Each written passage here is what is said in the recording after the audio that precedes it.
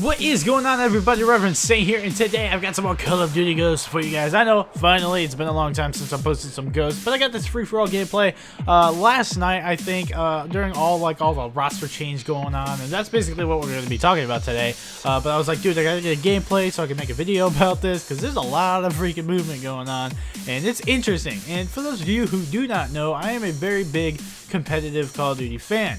So I obviously follow all this stuff, and that's why I'm making a video about it. And a lot of my fans and a lot of my viewers and friends and all that are big Call of Duty or competitive Call of Duty fans as well. So that's why I'm making this video, to just kind of talk about everything. I was going to make one last night, and then I thought maybe I should wait until everything is kind of like reared its head, so we know exactly where everybody's at and what they're doing and how they're going to be doing it and stuff like that. So that's what I decided to do. I got this gameplay. I think I go like 30-3 or something like that. It's pretty good gameplay. Nothing too spectacular, no KM or anything like that, but I'm using the MTAR.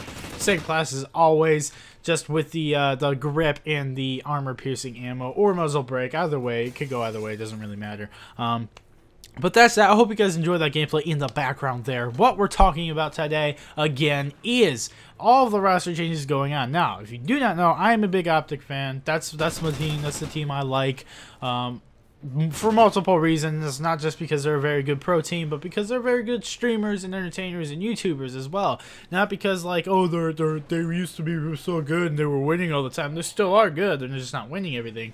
That's not why I'm a fan of them. It's not because they were winning. It's because they're entertaining and they're nice. It's seemingly nice guys. Obviously, we don't know exactly what goes on behind the scenes, but it seems like every time someone trashes them, it's because of them being huge or because of some antics that they got in or they didn't like. Now, last night there were some kind of shady businesses, like some shady business going on the business end and business side of it when they were going to other players and asking them, hey, do you want to join this team and stuff like that. So I'm not going to deny that fact, obviously, but I don't really know the entire story, so I can't really talk on that. But the roster changes are still there. So basically what happened with, starting with, I want to say Optic, basically they didn't start at all. This was kind of like the second thing that happened. Basically the main thing that happened drama wise was that FaZe Black was grandfathered into season 2 of the MLG League. And basically what that means is like they were just giving it to him. Basically like SB and then a bunch of TK guys and just basically a bunch of other people and the original FaZe team just kind of came all together and formed this really good team. It seemed like it was going to be a god squad. It was like it was Censor, Saints, Formal, and then Proofy. Big deal. That's a big, huge deal. That's a good freaking team right there.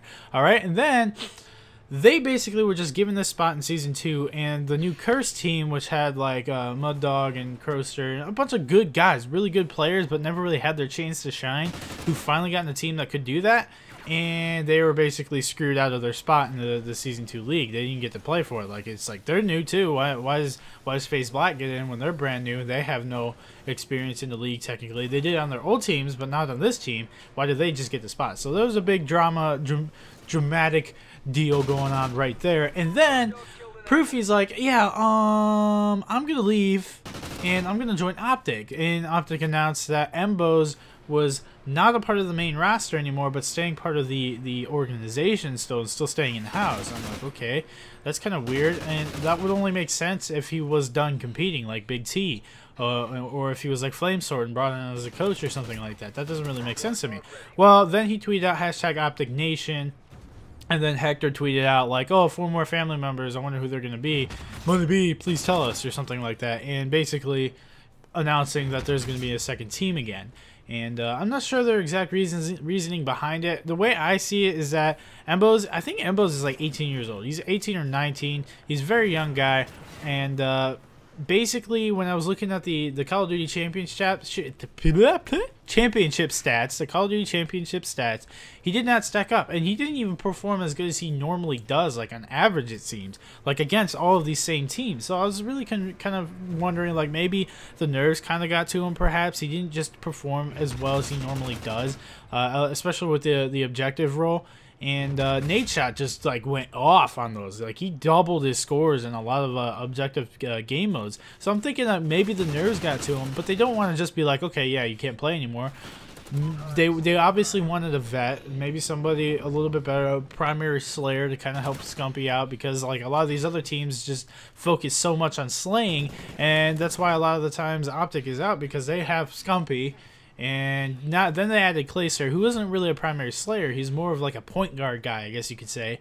And just like that back AR who overwatches everything. So he's not like a primary slayer like Scumpy is. So they wanted somebody who's like a really good slayer, but also maybe runs an AR. So they picked up Proofy. He's a veteran. The guy's been around for a long time. He obviously has a lot of composure, and he's very, very, very consistent player.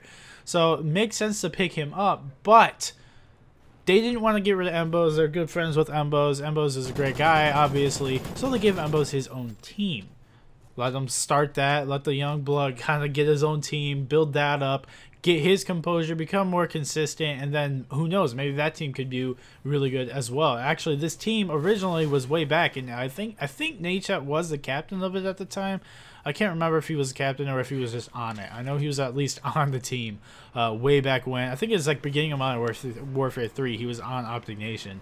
But this new squad is going to be Embos, Killa, Miracles, and Ricky. Now, Killa and Miracles makes sense.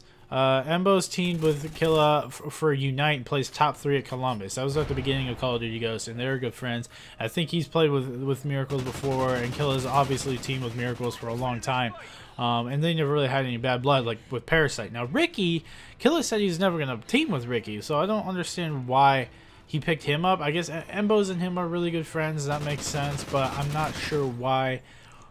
Like, why would you risk that, like, scar in the chemistry that your team could have when it comes to, you know, playing well and getting along very well? So I'm really curious to see how that's gonna go, but they do sound like a very, very good squad. I think they're gonna all complement each other very much, with Killa Killa's a very smart player now. Killa used to be like this all slayer guy back in Black Ops 2, and now he's kind of more of like a smart kind of OBJ / slayer. He kind of does it all, kind of like Karma, but he's not. I wouldn't necessarily say he's on the same level as Karma though. But he's just that kind of guy. He was a shot caller for a little bit. He was a team captain for a little bit. So he's had experience in multiple roles and has done decent in all of them. So that's a good thing. Miracles is, I'm not even sure about Miracles. I don't really know much about Miracles other than like he either does really, really, really good or really, really bad. So that's all that's from what I've seen of him. And then Ricky's obviously a think tank. That guy's a very smart player and also has a very good AR. So it's going to be interesting to see them go at it. They apparently, I just found out, they have a lot more pro points than the actual main team. Optic Gaming has fewer pro points than Optic Nation does now.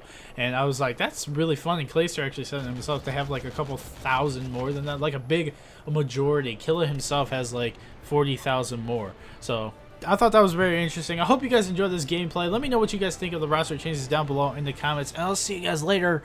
Peace.